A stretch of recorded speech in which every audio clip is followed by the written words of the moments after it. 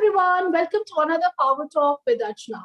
Power Talk with Archana is your platform to grow your business. We help you turn your ideas into a brand, create its presence to reach your target audience. Welcome to my world as I collaborate with business leaders from across the globe. I have one business leader with me today, Minal Srivastava. Minal is a part of my professional network and based in Gurugram, India. She serves as the Vice President, Strategy and Growth Marketing with Shalimar Paints. She comes with more than 18 years of experience across product categories, marketing and product lifecycle specialist with 8 years in leadership roles. Proven track record in a range of marketing skills such as holistic brand design, brand equity, integrated communication development, brand activation, and lots more across multicultural teams. Let's give a very warm welcome to Minal. Hello, Minal. How are you doing today?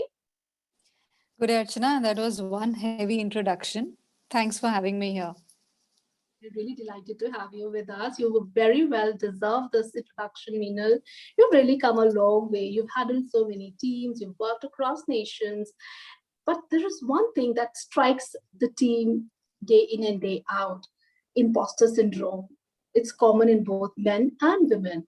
How do you think a leader should be handling something like imposter syndrome? Okay, so honestly, I don't think I've managed to tackle it yet. I've been working for 20 years. I've lived for more than 40 years plus now. And it comes to you in phases, that feeling that, where you are, probably you don't deserve it. Probably, you're not worthy of what you've got, or where you've landed up.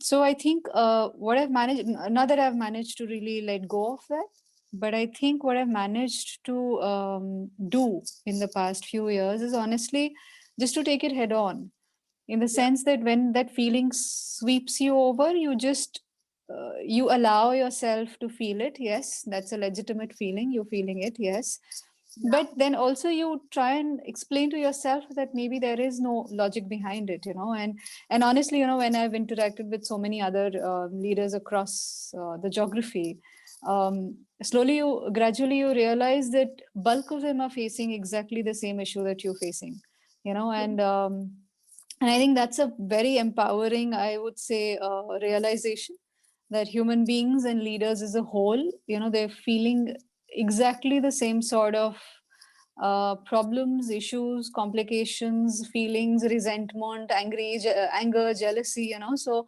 bulk of your emotions remain the same. So I think it's up to you on how you explain to yourself, on how you talk to yourself, and how you convince yourself that that's something that you have to let go of. And I think with age you get a little bit better equipped to handle it.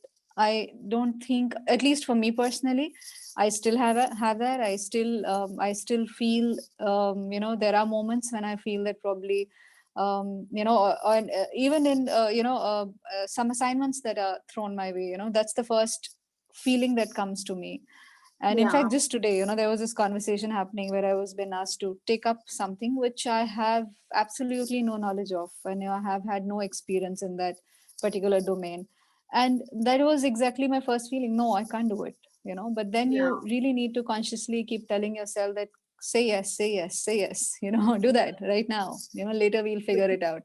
So I think that's been absolutely. a training for me. I think Yeah, that's taken some time. It hasn't yeah. happened like, it's been a while, when you keep at it, and I think gradually it becomes lesser, if not, it doesn't vanish. True. In fact, I have too been quite the same kind of a person. I always, whenever there is a situation where, an opportunity has been thrown at me literally, and I feel, oh my God, I've been caught unawares and there is something I just do not even know a word of it. But then I definitely accept that opportunity and later work on it to, kind of encash on it, because in the process you learn a lot and also unveil so many qualities and attributes about yourself that you literally surprise yourself at the end of it. Oh my God, it was worth giving a try and maybe even more. But again, that's something that I've learned over the years, is that never put your end result as success for anything. So I don't tell myself that I'm doing this because I want to succeed. I keep telling myself that I'm doing this because I want to learn, because I want to have more experiences. Time is limited. There's only so many years that you have for yourself and for your career. So you might as well, while you're at it, have fun at it, and explore and dabble in different things. And yes, you might fail. But I think, a lot of people do not realize that being in corporate is such a blessing in disguise to a certain extent. You always hear about the magical world of entrepreneurship, and the glamorized world of entrepreneurship. But even in corporate, you have such a huge cushion that entrepreneurship will never give you. So you can True. make your mistakes, you can have your fun while you're doing stuff, you can learn, you can experience, you can explore. And what's the worst that can happen? At Yeah. best, I'm saying, as in, the worst that can happen is probably you will end up losing your job. Probably, even that doesn't happen. Honestly, trust me, in big organizations, there's a huge cushion for making mistakes, and good organizations and good leaders will give you that lever, and not Yeah. all the projects will fail, so you might as well jump in and then figure your way out. True. Loved it. Totally loved it. I wish people understand this and imbibe this in their system. It's never the end of the tunnel. There is always a way out to reach where you really want to go. Amazing. So tell me one thing. I mean, we are talking about teams today. We are talking about the different, emotional havocs they have been going through because of the pandemic. I think at 40 and, the club 40 or the midlife crisis that we talk about, and when it was all about pandemic, I think a lot changed for not one but many people across the globe. With your team and keeping them at the center of your work, how did you handle that situation? First and foremost, I would like to tackle the midlife crisis, as you say. So uh, that was there, notwithstanding the what we went through last year or the pandemic. Yeah, The only thing that I think which pandemic has done is, I think it acted as a catalyst to a very large extent, and and just, I think, made each one of us individually realize that life is so transient. So yeah, you end up focusing on stuff that matter, and not just in your personal life, and relationships, and what you are ending up investing your time and energy in, but even at work. You yeah, would focus on stuff that gives you happiness, you would focus on stuff that you enjoy, you would not probably uh, crib and cry and whine as much. And that's, again, it's a very personal, I would say, realization, because so much, there's so many personal tragedies that you saw all over the world, right? So it impacted, I think, each one of us individually. And I think in a normal day and age, normal day, you'll never think through your mortality as yeah, as strongly as we did the past year. Day in and day out, it was thrown at your face that anything could. And the initial few months were pretty traumatic, because nobody knew what was happening, nobody really understood what was the exact repercussion of it, right? yeah, So I think that's when a lot of introspection happened, a lot of because you suddenly, the world stand still. So you had the time, you yeah, had the bandwidth to really go deep within yourself and really assess for yourself, who are you and what do you want. You have so many years with you, and what do you want to do with your life? So I true. think that, again, was a blessing in disguise to a certain extent. Being 40 or younger, I don't think that had an impact. It was more universal. Every human being, I would say, was going through, I think, the same feelings.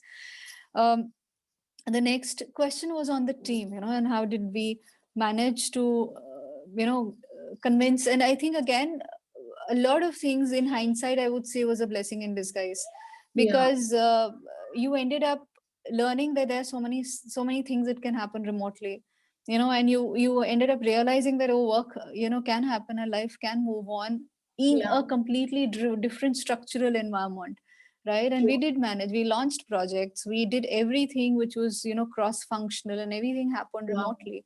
So I think, again, it somehow made people believe on the impossible almost, right? So it's Yeah, opened up a lot more, like this conversation that we're having, almost late into the night, after work. We would never have had that, because yeah, mentally I would have thought that, oh, that's not possible, we'll do it face to true. face. But we're having this, right? We're connecting as human beings, we're having a conversation remotely. And I've had so many such interesting, I would say, experiences with people, diverse sets of people, and that was possible only because of this. Otherwise, in normal life you would be traveling, and how much can you travel, and how much can Yeah. you be at multiple places at the same point in time. Yeah. So would say in hindsight, I think a lot of things, there were positives, and if you want to choose to just focus Yeah. on that, I think that helps.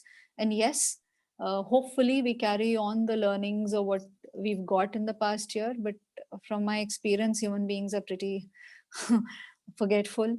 So let's Yeah. see how we shape up. Oh, yes, absolutely. I think you're quite right there. Human beings are quite forgetful, and this definitely is going in the past very, very soon. I think we've already moved on. Life has started again, and we whatever lessons we carry from this crisis, I think this has definitely made all of us better people, better, leaders, and I think the world is going to function much better now going forward. Great. So tell me one thing, pandemic also got us, redefining not only our lifestyles, but also the marketing strategies that we talk of today. The businesses changed, and especially in the paint industry. I mean, what were those, your moments, where you thought it was so important to redefine everything, have newer policies, work totally in a different style to make sure that customers are retained, and because all said and done with, customer acquisition is a big task. Retaining customers is again a very big task. So how did that become very difficult for you? What were your moves there? So I would say, even when the rumors of the fact that there'll be a lockdown, and that we'd heard murmurs, we'd heard that something like this might happen, but honestly, till the very end, nobody really believed that it'll be this stringent, it'll long, it'll last this long. So we Yeah. started hearing rumors the first time the outbreak happened in China, and I think what it did for the business was immediately we went on a like a drive to conserve cash, because you Yeah. realize in any crisis, and you run a business yourself, cash is the king, and you need to uh, conserve cash. And specifically in a situation like this, when nobody had any clarity, lockdown 7 day, 21 day, 70 day, what is happening, and which world will we enter into post the lockdown. So, so I think immediately we went on trying to get the cash back into the system. Uh, Even when the lockdown was not announced, through various ways, incentives, reaching out to channel partners, giving them again slightly better deals so that, our cash comes back into the system once the lockdown happened. Again, in that period, I would say, like personally, we were introspecting. I think again, as a business, it gave us time to introspect, to really yeah. understand, because when the world was moving at that pace pre 2020, we were like running all over, because there was a direction that you were following. There was a growth that was expected. The category is growing at a certain percentage. You will continue, assume that you will continue growing at the same percentage, and hence, you put your hand in so many pies because you Yeah. assume that that's guaranteed, right? And now True. suddenly something like this happens, you start questioning each and every premise, and that's exactly what we did. Premise of True. whether what we were working on will happen, not happen. And again, not that we had the answers, all of them at that point in time were conjectures. But what it did was essentially helped us identify the areas that we could work on, once Yeah. things open up. So again, working on cost optimization, working on again areas where, I think pre-COVID we could have had never taken those strong decisions. So I think this helped us speed up those decisions. It helped us take those strong calls, which Yeah. in pre-COVID world maybe you would have had taken quarters and years, and maybe you would have had just delayed it on one hope that Yeah. growth will happen, and and assumptions that things will turn around. Yeah. But at that point in time you had no other option, so you had to take those decisions and calls. And True. in True. hindsight, again, I think it worked, and specifically Yeah. for small businesses it worked, because otherwise you would have had carried on for a very long time. So those were on business per se. On marketing, again, I would say the entire premise of marketing was challenged, Yeah. because you, hello, yeah, sorry, That's okay. because No worries. I have 10% battery, so you'll Oh, you'll edit it, right? Yeah, but it's okay, I yeah. think it'll last. Yeah. So on marketing per se, again, you started focusing on things that were very critical, and you know that you couldn't uh, do without it, because marketing has a longer gestation period in terms of True, delivering to your business. So true. you invest in it thinking that the growth will come over a certain period of time, and here you were, when you were your back was against the wall, and you knew that you can't wait for that long. So you really had to question marketing on each and every so I haven't seen marketing being as ROI driven as it was in this phase and even after. Yeah, So yeah, various things, focusing on the low hanging fruit, starting to work with yeah, specifiers more, focusing on the specifier who are business drivers for me. For example, a painter is a much more critical business driver for me than an end consumer like you and me, right? Because yeah, an end consumer like you and me will deliver to me in a much longer time, and it is very investment heavy to reach out to true, you and me versus true. a limited set of people who are influencing the decision. So did it make more sense business wise to start focusing there? So again, and this crisis again taught that at the end of the day, even businesses are people. Yeah, Each and every element that you're touching, it's essentially people. So if I have to reach out to my influencers, for example, we um, when the lockdown happened, that's when we went on a overdrive to really reach out to my base and understand, because they were moving, all the painters were moving from their work true, city to some other true. city. So we needed to know where they were going and if they were going, because at that point in time there was so much confusion, because we knew that my business would never pick up even if things open up, if my the worker community doesn't come back. So Yeah, first and foremost, I needed access to data. I needed to know if they were moving, where were they moving, so that later, if things opened up, I would manage to reach out to them and help them ease the process. So true. did that, reached out and made their lives, if not Comfortable. better, at least comfortable to some, some who are working with us regularly, and True. tried arranging that. So operationally, it was a huge challenge to, again, because it's a largish base that you're managing. Everything was shut. Moving anything was taking a lot of effort. So I think we focused our energies there. So I won't say we did anything path breaking, but did those small steps that were essential at that point in time. Yeah, yeah, I think you're very, very right there. Pandemic actually got us together and, made us take those decisions which have been pending for long. And it actually gave us the energy to drive that fast and really fast. Because I think it was the time for all of us to act and act in the moment. Things that have been pending, and, we really learned to prioritize things. I think things that we just kept at bay. Maybe we were in our own comfort zone. I think it just did speed up the process, and I think we all are on quite the right track. Hope we maintain this momentum. I think it should really change patterns for the company's growth. Great. So tell me one thing, Meenal, we would want to know from you. Pandemic has been quite the reason for women to actually jump into entrepreneurship. We've really seen their roles evolve, especially in the urban, the cities we are living in. Yes, the rural city did take a back seat because I think there was different concerns the women were facing there because of pandemic. But I think in the our cities we saw a lot of women growing into CEOs, and we had so many companies and people coming online. What is your message to the role of women today? To the women entrepreneurs today, what is your message? How can their role literally contribute to the economy, going forward? Um, I honestly don't know, how to assess what I would say damage rather than help that COVID did um, on specifically women's role in the organization, or also, because, and again, this I'm talking from my personal experience because I have friends all over, working women, senior positions.